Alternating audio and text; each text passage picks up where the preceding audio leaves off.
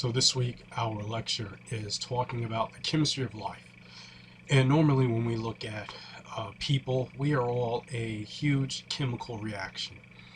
And so this week we're going to talk a little bit about, how does that chemistry of life take place. We're going to look at what are some things that play a role inside of those chemical reactions. And then just to briefly talk about some of the things to give you a fundamental concept of what we're going to be discussing. So once again, we are all made up of chemicals, and we're made up of different elements, and we know that an atom is the simplest, most complex form of an element that maintains its true form. That is an atom. Inside of that atom, you have neutrons, which are your neutral bodies, your protons, which are your positive bodies, and your electrons, which carry your negative charge. And so that is the sum of your body. And so basically what we look at is, how do we take those simple concepts and continue to move them? Well, one way that we look at elements and the atoms that comprise them is something called a periodic table. So a periodic table will list all of the known elements, and they list those elements by their atomic number, or what is the number of protons that exist inside of this element. By rule, the number of protons equal the number of electrons. And since your neutrons are your neutral body, they don't count in that, but they do add up to something called an atomic mass. So you have an atomic number, which is representative of the protons. Then you have something called an atomic mass, which represents the number of protons and the number of neutrons that resides within that element. Now, sometimes you can have ions, and an ion is whenever you gain or lose electrons. So we have three simple things here. You have an element, you have your atoms, and then you have something called an ion. And so what are some things that you might see that have ionic type of properties? Hydrogen. Hydrogen is an ion. Why? Because it only has one proton, but it has no neutrons. So it carries a positive charge all the time. If you look at something like a hydroxide, something that goes into a bleach, that is a negative ion, because you actually have an extra electron more than what you would have for your protons. And so that's some of the things that you would see. But now we have ions when it comes to losing and gaining electrons, but you also have something called an isotope. And an isotope is because you normally will have more neutrons inside of it. For example, carbon has an atomic number of 6 and has an atomic mass of 12. But what happens when you have carbon-14? And carbon-14 is usually what they use for radioactive dating. So carbon-14, or C14 for short, has 8 neutrons, whereas a regular molecule or atom of carbon in its elemental state has 6 protons, 6 neutrons. Carbon-14 has 6 protons and 8 neutrons inside of its nucleus. And so that's used for isotoping. When you do carbon dating, that's what they use for it. So in your spare time, look and see what other isotopes exist out there in our known world. There are plenty. Carbon-14 just happens to be the most you would say the most easiest to talk about, simply because it's one of the most used isotopes. So once again, let's run that back through to make sure we understand what we were discussing. So one, you have an element, the purest substance that can't be broken down. Then you have an atom, the smallest unit of an element that retains its characteristics. We have an atomic number, which represents the number of protons. We have an atomic mass number, which represents the number of neutrons and protons. Then you have isotopes, when you have different numbers of neutrons that exist. And so now that is basically the chemical reaction of what you would see, inside of the human body. Now, there are more things that we will see, and so we're going to talk about some of these things. So what links all of these things together? They're called bonds. And a molecule is when you have two atoms that come together. So for example, table salt. Table salt is sodium chloride. Water is hydrogen dioxide. You have carbon monoxide, CO. You have carbon dioxide, CO2. These are molecules. So that's what happens when you have two atoms come together. They form these molecules. And so different molecules will have different types of reactions according to the different types of bonds that they do possess. And so basically you have three types of bonds. You have ionic bonds, you have covalent bonds, and you have hydrogen bonds. And not to bore you on the hard science, but for those that would be biology majors like myself, we would talk more about the valence shells of the different elements and the different atoms, and how these valence shells determine whether you have an ionic, a covalent, or a hydrogen type of bond that will occur. The valence shells all play a role in the electronegativity of an atom. And as a result of that electronegativity, it also talks about how the bond could be created and or sustained. So let's talk about the strongest bond. The strongest bond is the ionic bond. It is the bond of transferring. So basically, one atom is going to give its electron or to another atom to form a molecule. It is super strong. It is the strongest of bonds. Now, one thing about ionic bonds that people do look at is, what is the weakness of it? They're very strong, but they break easy in water. And salt is that perfect example, sodium chloride. So now, you also have covalent bonds. And this is where atoms come together and share paired molecules. Not as strong as covalent bonds, but second on that tier. Water, H2O, is a very good example of a covalent type of bond. Now, the last one is a hydrogen bond. And hydrogen bonds are what we would call bonds of weak attraction, where hydrogen bonds will link almost like in a temporary type of relationship to each other. It is a partial type of bonding. Very weak, very easy to be broken apart. And so when we're looking at the strength of these bonds, ionic bonds, transferring, strongest. Covalent bonds, sharing, kind of medium. Hydrogen bonds, attraction, the weakest.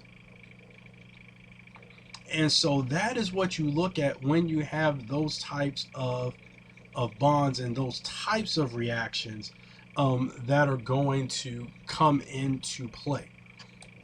And so, usually, when most people are looking at these different bonds of attraction, you're trying to figure out, why do you see a lot of those things occur? Well, this is how they work.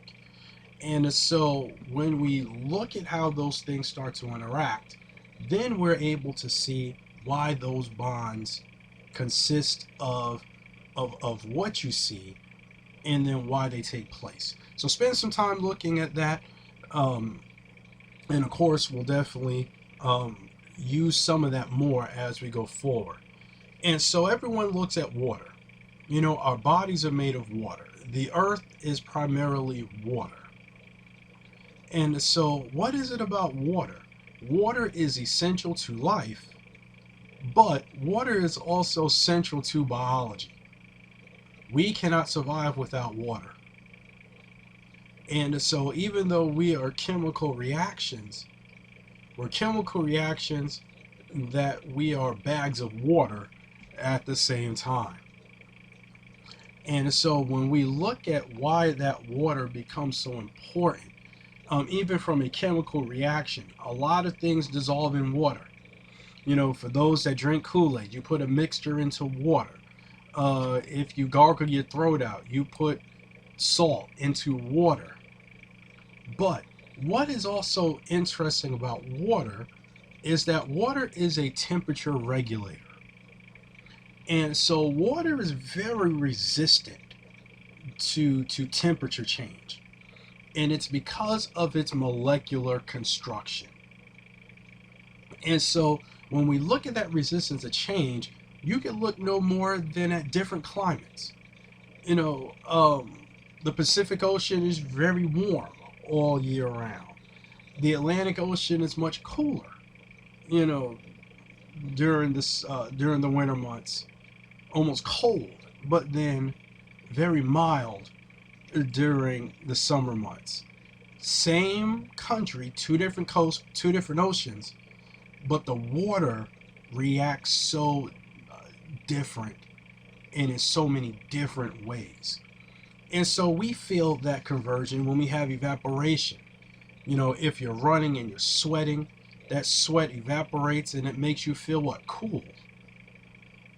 And so it's heat removal to help keep you cool, because if not, the body would overheat if we did not go through the process of perspiration and then having that water evaporate.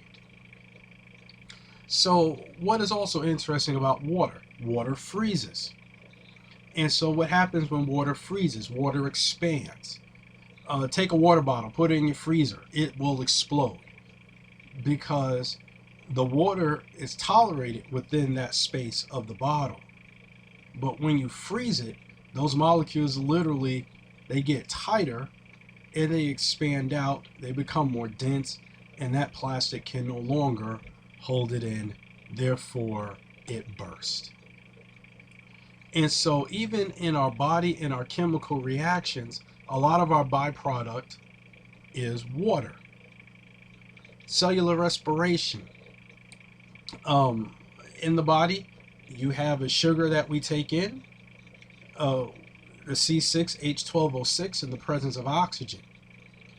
Byproducts are carbon dioxide and water.